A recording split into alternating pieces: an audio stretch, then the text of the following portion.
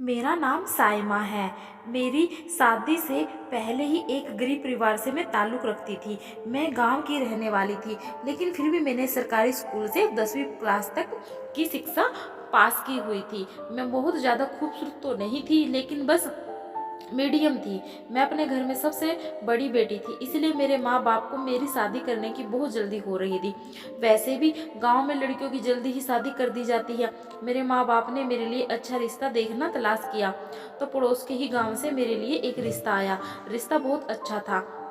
लड़का रहने वाला था, गांव का ही था, लेकिन उसकी नौकरी कतर में लगी हुई थी और उसकी नौकरी बहुत ज़्यादा अच्छी थी। मेरे घर वालों को यह रिश्ता बहुत पसंद आया था। लड़का पढ़ा लिखा भी था, तभी उसकी दूसरे देश में नौकरी लगी हुई थी। मेरा भी यही चाहत थी कि मेरी शादी किसी पढ़े लिखे इंसान से हो।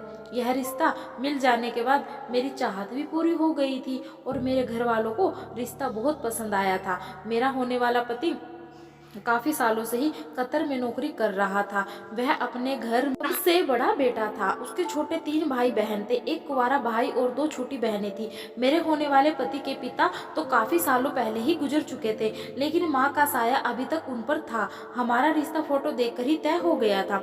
मेरा फोटो लड़के को दिखा दिया गया था और लड़के का फोटो मुझे दिखा दिया गया था। क्योंकि लड़का कतर में नौकरी करता था, इसलिए वह बार बार यहाँ पर नहीं आ जा सकता था। लड़के वालों की शर्त यह थी कि हमारा बेटा शादी के टाइम पर ही हिंदुस्तान वापस आएगा, और मेरा यह रिश्ता मेरे पिता के जानने वाले दोस्त ने ही करवाया था। इसलिए मेरा होने वाले पति मेरे लिए बिल्कुल अनजान थे। दोनों परिवार की मर्जी से हमारा रिश्ता पक्का हो गया। कुछ दिनों बाद ही हमारी शादी भी हो गई।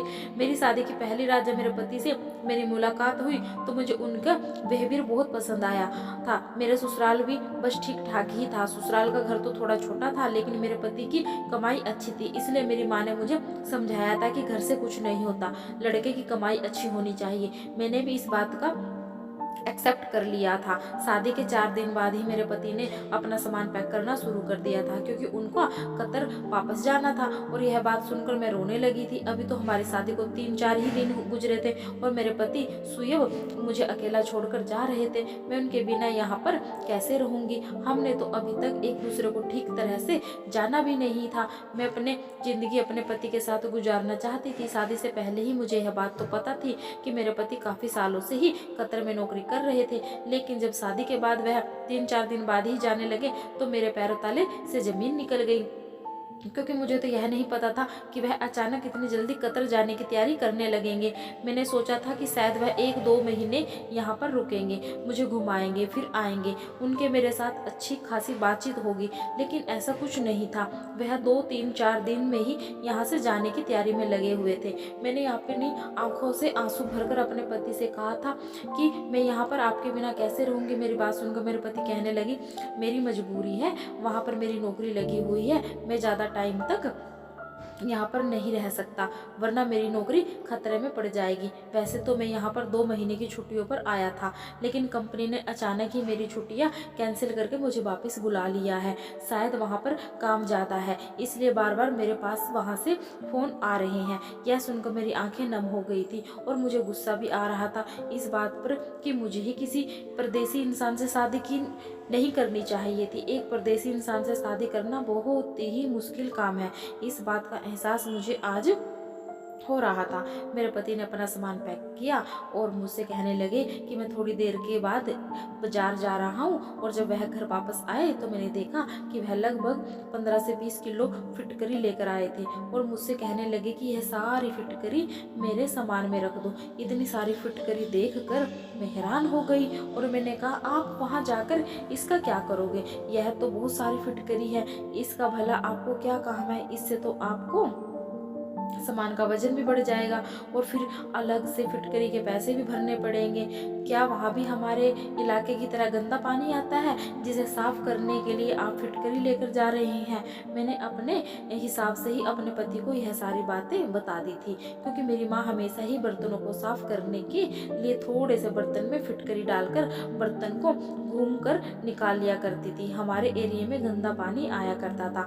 माँ कहती थी कि ऐसा करने से बर्तन बिल्कुल साफ हो जाते हैं और पानी के कीटाणु भी बर्तन में नहीं लगते हैं। मेरी बात सुनकर शोएब हंसने लगे और कहने लगे, यह तुम्हारे इलाकों में बर्तन साफ करने के लिए इस्तेमाल की जाती होगी, लेकिन वहाँ पर तो यह शुद्ध पानी आता है, बिल्कुल साफ पानी मिलता है। कतर की औरतें इसका कुछ और ही इस्तेमाल करती हैं। ये बात मुझे ठीक से तो नहीं पता है, लेकिन मुझे ये मालूम है कि वहाँ पर इसकी वैल्यू बहुत ज़्यादा है। कतर की औरतें फिटकरी को डबल रेट में खरीदने के लिए भी तैयार रहती हैं। लगभग हर कतर की औरत के घर में यह फिटकरी मौजूद होती है। मैं जब भी यहाँ पर आता हूँ तो वापसी पर फिटकरी जरूर लेकर जाता हूँ। शोएब की बात सुनकर मैं हैरान हो गई थी। यहाँ पर तो हर दुकान पर फिटकरी मौजूद होती थी, लेकिन इस टाइम सब कुछ भूलकर अपने पति की टेंशन ले रही थी। मेरे लिए सबसे बड़ी टेंशन मेरे पति की जुदाई थी। मैंने उनके सामान में फिटकरी तो रख दी थी। मैंने रोते हुए शोएब से कहा कि जितनी जल्दी हो सके मुझे भी तुम अपने पास बुला लेना। मैं शोएब को देखकर इतनी बुरी तरह से रो रही थी कि मेरे आंसू रुकने का नाम ही नहीं ले रहे थे।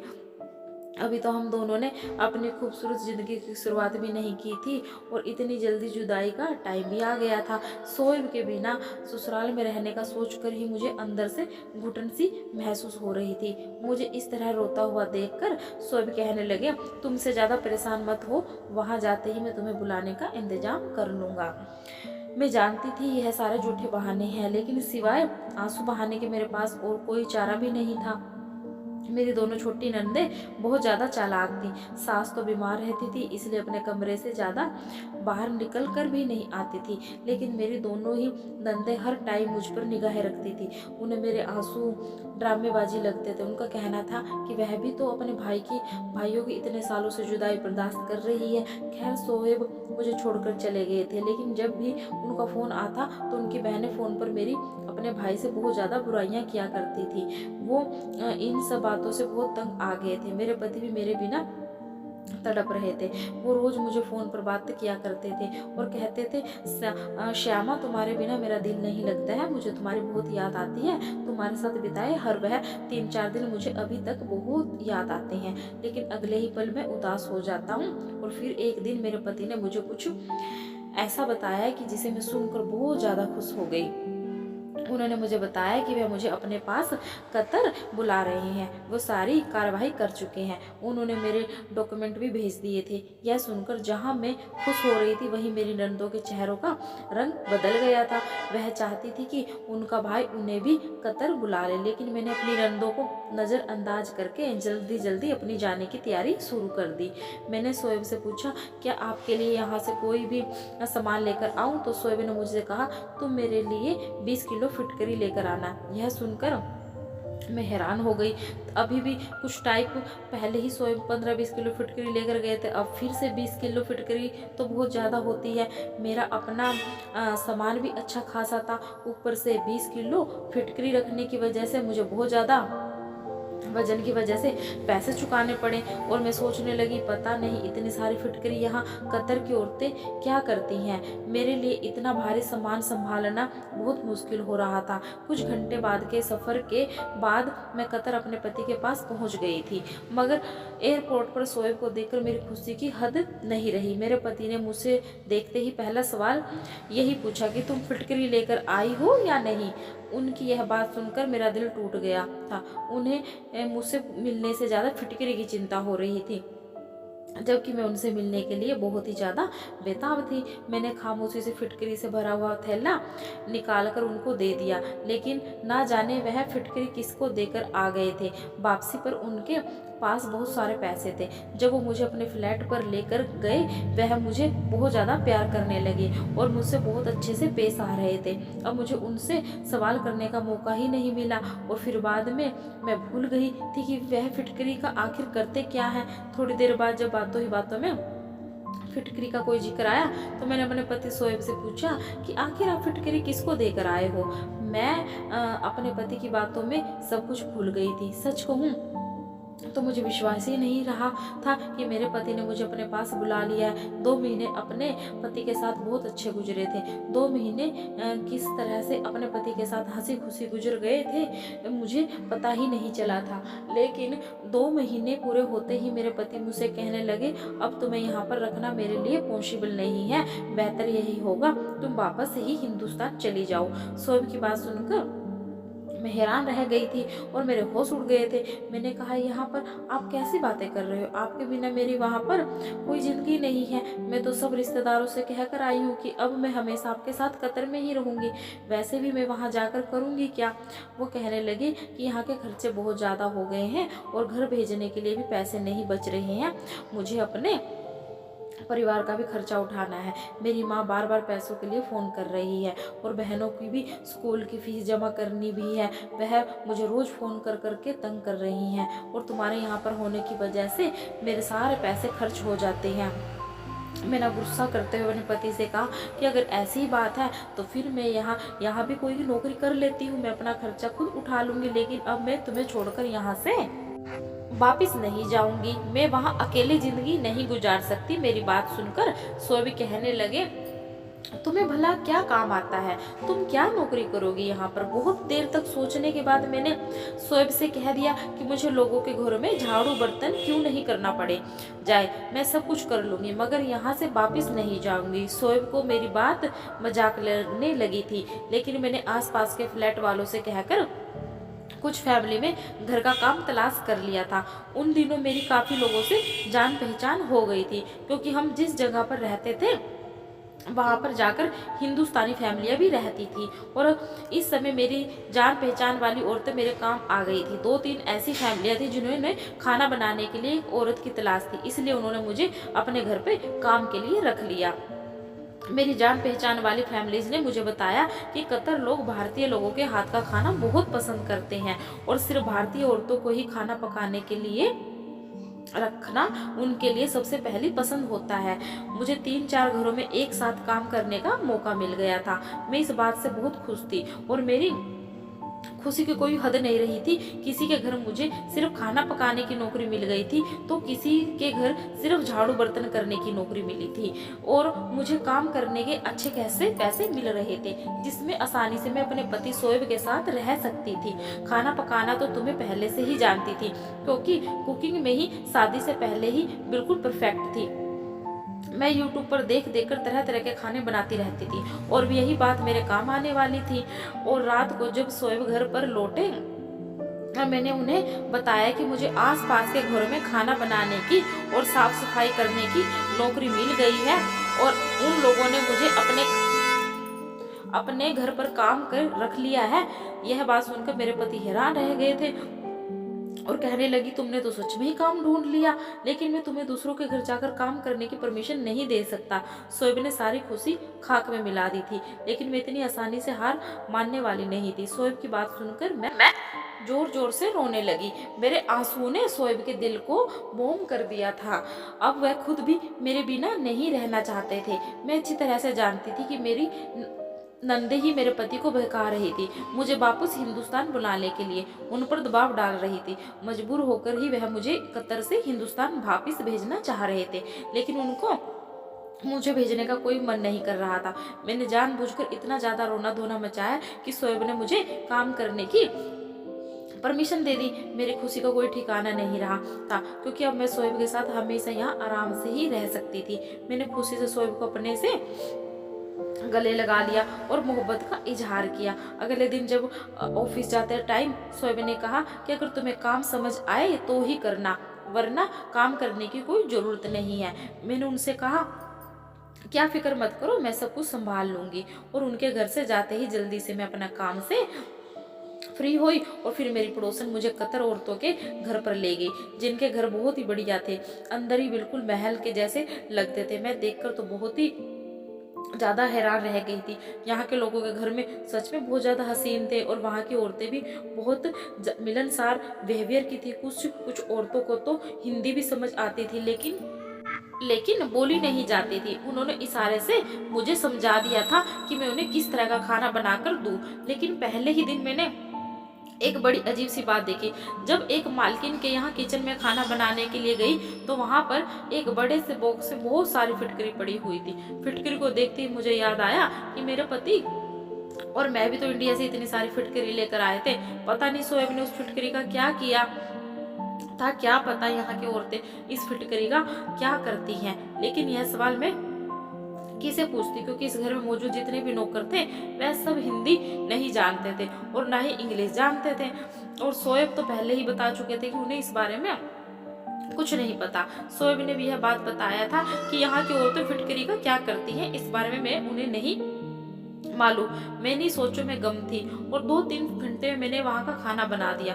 फिर उसके बाद मैं दूसरे घर पर खाना बनाने के लिए चली गई थी। वहां पर जाकर भी मैंने बिल्कुल यही चीज देखी। वहां के किचन में तो पहले फिर भी ज्यादा फिटकरी भरी हुई थी। अब तो मेरे अंदर एक अजीब सी इंटरेस्ट से जाग उठी कि आखिर यह सब क्या माजरा है। इंडिया में तो मैंने कुछ ऐसा नहीं देखा था। मुझे खाना पकाते हुए थोड़ी देर गुजरी थी कि एक औरत किचन में आई और उसने फिटकरी का टुकड़ा निकाला और एक बर्तन में पानी लिया, फिटकरी का टुकड़ा उस बर्तन में डाल दिया और उसको ढककर कोने में रख दिया। पता नहीं उस पानी में फिटकरी का डिबोकर क्यों रखी हुई थी। मुझे मालूम नहीं हो सका कि वह औरतें ऐसा क्यों कर रही थी, क्योंकि वह यहाँ काम चोरी चुपके कर रही थी और मैंने काम करते हुए उसे देख लिया था, जैसे वह नहीं चाहती हो कि मैं उसकी तरफ देखूं। इस बात पर तो मैं और भी ज्यादा हैरान हुई थी।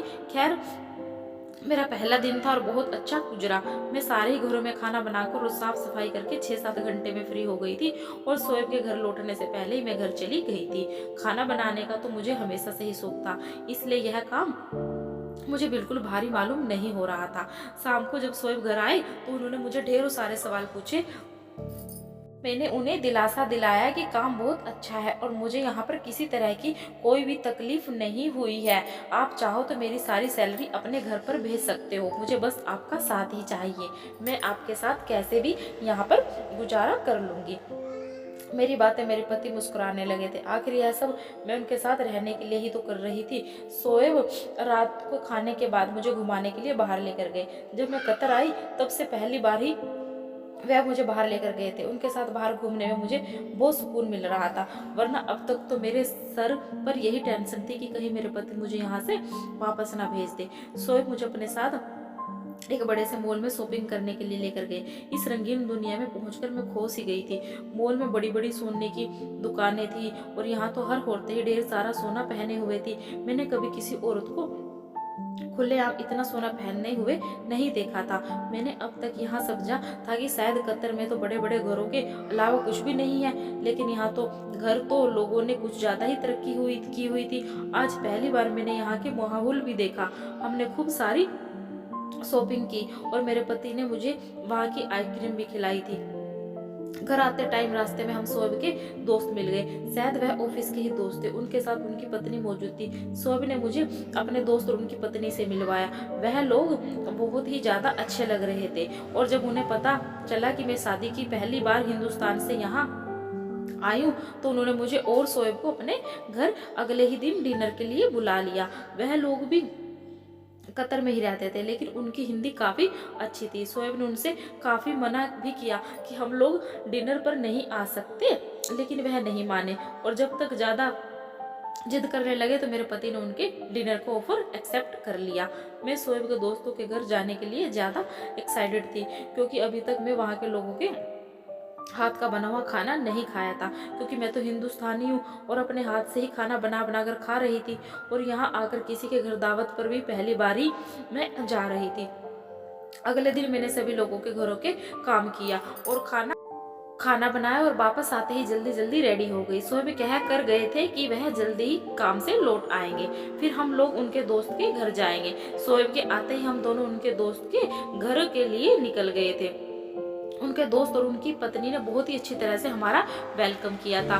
मैं शोएब के दोस्त का घर देखते ही रह गई थी। घर बाहर से जितना खूबसूरत था उतना ही अंदर से उसे काफी गुना खूबसूरत था। उनके 2 प्यारे से बेटे थे और एक छोटी सी 3 महीने की बेटी भी थी। छोटी बेटी को देखते ही मुझे उस पर बहुत प्यार आ गया था।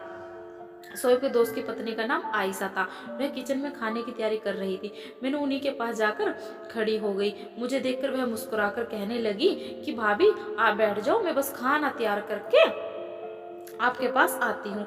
मैंने उनकी बात को इग्नोर करते हुए कहा कि मैं आपकी मदद करवा देती हूँ, और फिर मैंने उनकी मदद करवाना शुरू कर दी।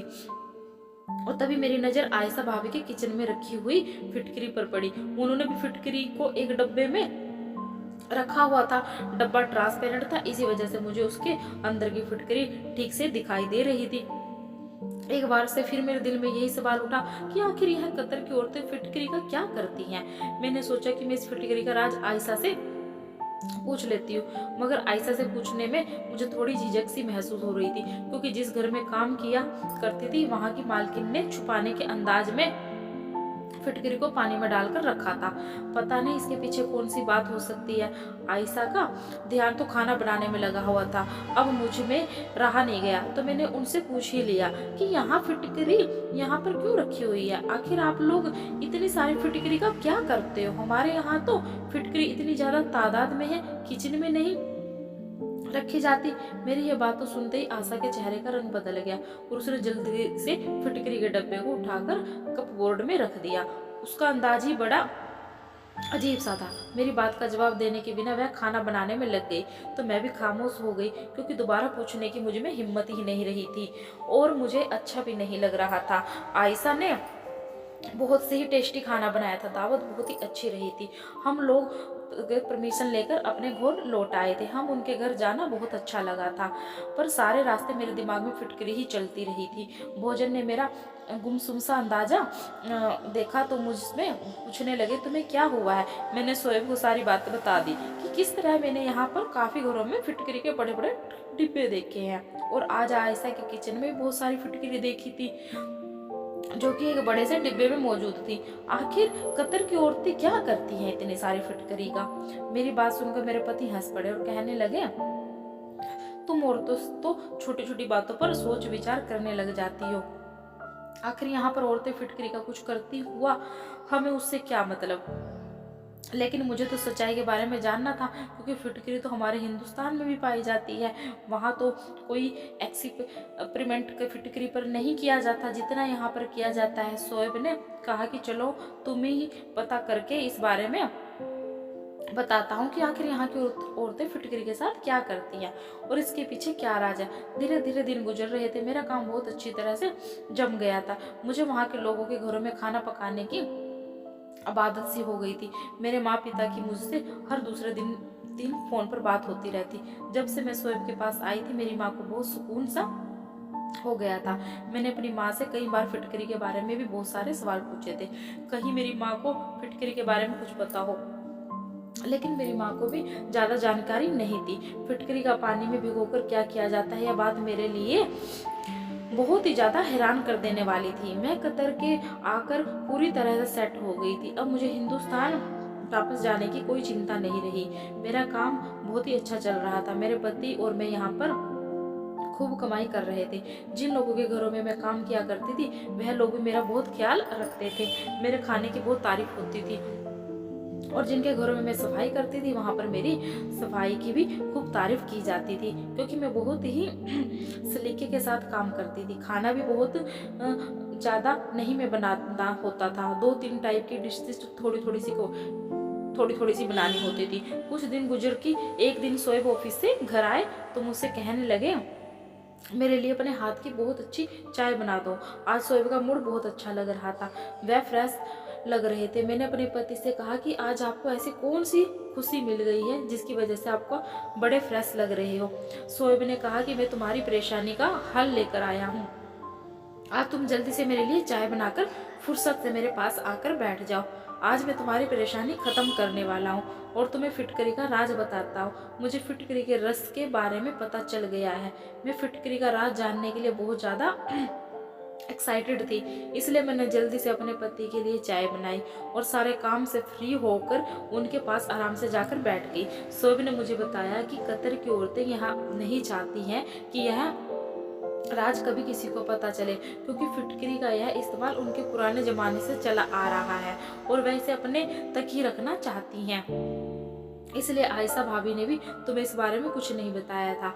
सो भी ये बातें सुनकर मुझे बहुत ज़्यादा एक्साइटमेंट होने लगी थी। आखिर इस फिटकरी से ऐसा भी क्या किया जाता है जो इस कदर छुपाने वाली बात है। सो भी कहने लगी कि हर जगह अपनी अपनी अलग रस्म रिवाज होती हैं और इसी जगह के अपने अपने अलग अलग टोटके और इलाज होते हैं।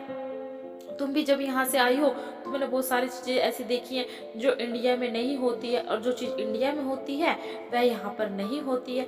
इस तरह फिटकरी का जो इस्तेमाल इंडिया में किया जाता है वो बिल्कुल ही अलग है, जबकि कतर की औरतें इससे बिल्कुल अलग तरह का फायदा हासिल करती हैं, जो बहुत हैरान कर देने वाला है।